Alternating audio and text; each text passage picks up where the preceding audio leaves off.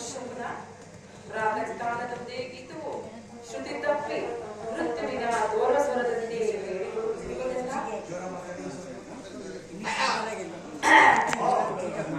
ಎಂತಹ ದುಶ್ಶಕುನ ಪ್ರಾತಃ ಕಾಲದ ಉದಯ ಗೀತವು ಶ್ರುತಿ ತಪ್ಪಿ ಮೃತ್ಯುವಿನ ದೋರಸ್ವರದಂತೆ ಕೇಳಿ ಬರುತ್ತಿರುವುದಲ್ಲ. ಹಾ ಈಶ್ವರ, ಈ ಗಾಂಧಾರಿಯ ಕಪಾಲದಲ್ಲಿ ಎಂತಹ ಕರುಣತೆಯನ್ನು ಬರೆದಿದೆ.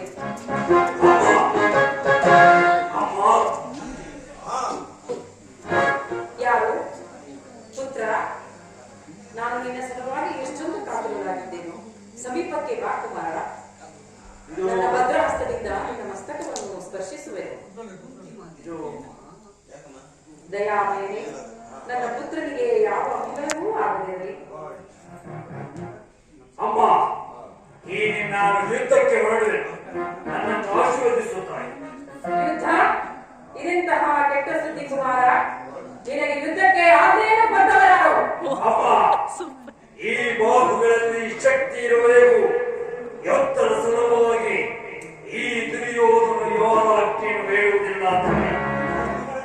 ಕುರುಕ್ಷೇತ್ರದಲ್ಲಿ ನಮ್ಮ ಸಮಸ್ತ ಸೈನ್ಯವು ಸಮ್ಮಿಳಿತವಾಗಿದೆ. ನಿನಗೆ ತಿಳಿದೇ ತಾಯಿ.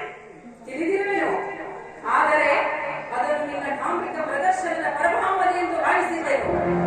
ನಿಜವಾಗಿಯೂ ನೀನು ಯುದ್ಧ ಮಾಡುವೆ ಎಂದು ನಾನು ತಿಳಿದಿರಲಿಲ್ಲ ಕುಮಾರ. ಅಮ್ಮ, ಯುದ್ಧವು ಕ್ಷತ್ರಿಯ ಧರ್ಮ. ಯುದ್ಧವು ಮನುಷ್ಯನ ನಾಶ, ನೀತಿಯ ಪ್ರಳಯ. ನೀನು ಯುದ್ಧದ ಚಿಂತೆಯನ್ನು ಬಿಡು. ಆ ಪಾಂಡವರೊಡನೆ ಸಂಧಿಗೆ ಸಮ್ಮತಿಸುವ. ಅಮ್ಮ, ಈ ಅಮೌರುಷ ವಾಕ್ಯಗಳನ್ನು ಕೇಳಿ ಕೇಳಿ ನಾನು ದೇಸುತ್ತೇನೆ. 3 ಜನ ವೀರ ಪುತ್ರನೆತ್ತ ವೀರ ಮಾತೆಯಾದ ನೀನು ಒಂದಲ್ಪ ಯುದ್ಧದ ಸಲುವಾಗಿ ಎಷ್ಟೊಂದು ಕಾತರವಾಗುತ್ತದೆ.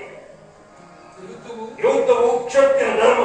ನಾನು ಆ ಧರ್ಮವನ್ನು ಪಾಲನೆ ಮಾಡುತ್ತೇನೆ. ನನ್ನನ್ನು ಆಶೀರ್ವದಿಸುತ್ತಾರೆ. ಧರ್ಮದ ರಹಸ್ಯವನ್ನು ನೀನು ತಿಳಿಯಲಾರೆ ಕುಮಾರ.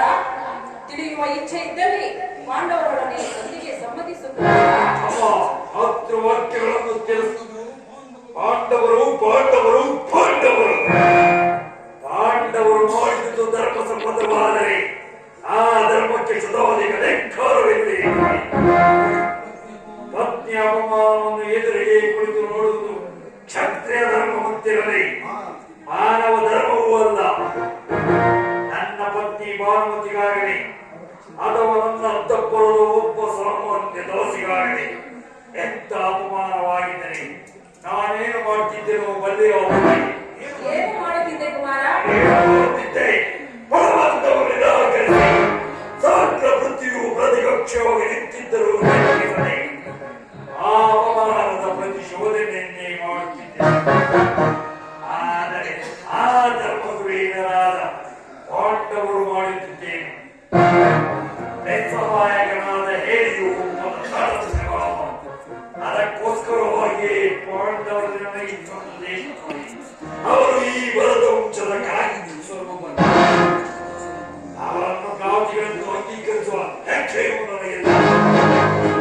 ಅವರನ್ನು ಸಮೂಲವಾಗಿ ನಾಶ ಮಾಡಿ ನಮ್ಮ ಶಬ್ದನು ದುಶ್ಶಬ್ದವಾಗಿ ಪೂರ್ವಜರ ಪುಣ್ಯ ಸ್ಮೃತಿಯನ್ನು ಈ ದುಷ್ಕೀರ್ತಿ ಕಳಂಕದಿಂದ ಉದ್ಧಾರ ಮಾಡುವುದೇ ಈ ಯುದ್ಧದ ಉದ್ದೇಶ.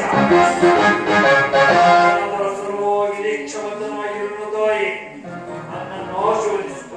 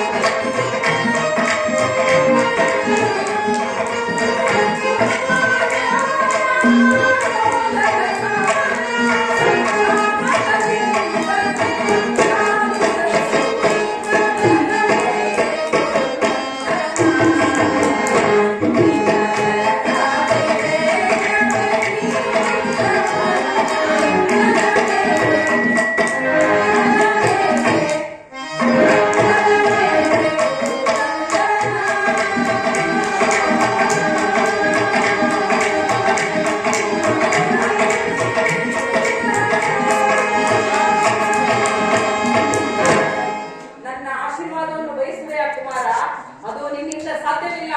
ಹೊರಟು ಹೋಗು. ಅಮ್ಮ, ಮಾತೃವಾಕ್ಯಗಳನ್ನು ತಿರಸ್ಕರಿಸಿದ ಮಹಾಪಾಪ ನನ್ನ ಪಾಲಿಗೆ ಕಟ್ಟಿಟ್ಟ ಬುದ್ಧಿಯನ್ನು ಮುಚ್ಚಿದ್ದೇನೆ. ನಾನು ಶತ್ರುಗಳನ್ನು ಆಹ್ವಾನಿಸೇ ಬಿಡುವೆನು. ನೀನು ಆಹ್ವಾನಿಸುವುದು ಶತ್ರುಗಳನ್ನಲ್ಲ ಕುಮಾರ, ನಿನ್ನ ಮೃತ್ಯುವನ್ನು. ಅಮ್ಮ, ಪತಿವ್ರತೆಯರು ಕೈಯಲ್ಲಿ ಮಾಂಗಲ್ಯವನ್ನು ಹಿಡಿದು ನಿಲ್ಲಬೇಕಾಗುವುದು. ಎಲ್ಲರಿಗೆ ಹಸ್ತಿನಾವತಿಯ ರತ್ನ ಸಿಂಹಾಸನ ರಕ್ತದ ಹುಡುಗಿನಲ್ಲಿ ಹುಡುಕಬೇಕಾದೀತು. ಕೌರವರ ನಾಡು ಹೆಣಗಳ ಬೀಡಾಗುವುದು. ನೀನೇನು ಮಾನವನೋ ಅಥವಾ ದಾನವನೋ? ಅಮ್ಮ, ಈ ಕ್ಷಣದಿಂದ ನಾನು ಮಾನವನಲ್ಲ, ಮಾನವ ರೂಪದ